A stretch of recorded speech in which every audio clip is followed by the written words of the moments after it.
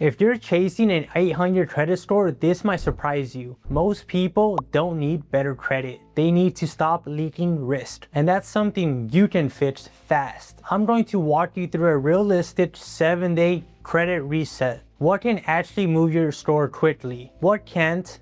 And why that's okay?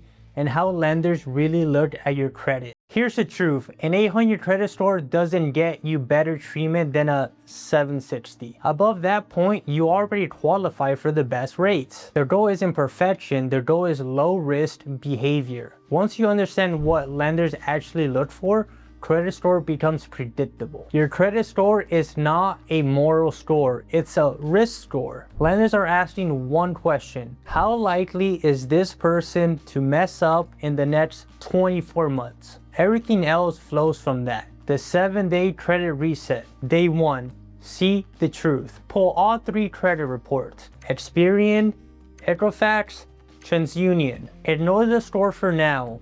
Your only job today is to identify late payments, balances, anything inaccurate. Credit fixes start with accuracy, not optimism. Every lender I worked with starts here, even 6-figure approvals. Day 2, setup never late again. Payment history is 35% of your score. One 30-day late payment can hurt more than maxing out a card. Today, set up auto pay for minimums on every account or schedule 2 fixed payments day per month. This step alone prevents future damage. Want the fastest credit score boost? Lower your utilization. If you're using over 50%, your score suffers. Under 30%, your score jumps. Under 10%, your score loves you. Balance matters more than limits. 2 people with the same score can get very different approvals. This is why. Day 3, kill utilization. Utilization makes up 30% of your score. Do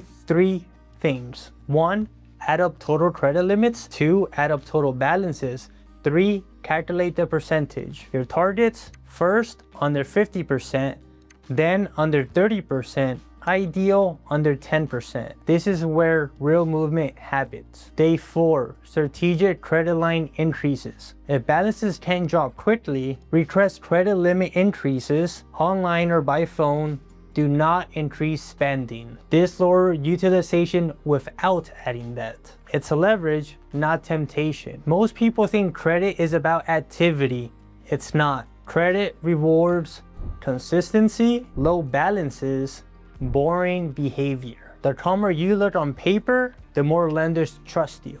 Day 5, don't touch old accounts. Length of credit history is 15% of your score.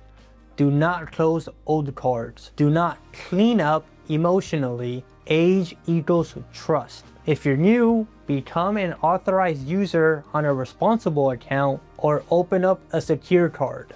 That's it. Day 6, stop opening stuff. Inquiries make up 10% of your score. New accounts signal I need credit. Lenders don't like neediness. Pause applications. Let your profile stabilize. Day 7, align credit with your life. This is the part no one talks about. Credit works best when it supports homeownership, cash flow, optionality, not dopamine spending. When your behavior is clean, your credit score follows automatically. Here's the takeaway. You don't fix credit with hacks, you fix it with structure. And once your credit is calm, everything else gets easier. Lower rates, better approvals, less stress. Credit isn't power, clarity is. And once you understand the system, you stop guessing and start making intentional moves. I'll see you in the next one.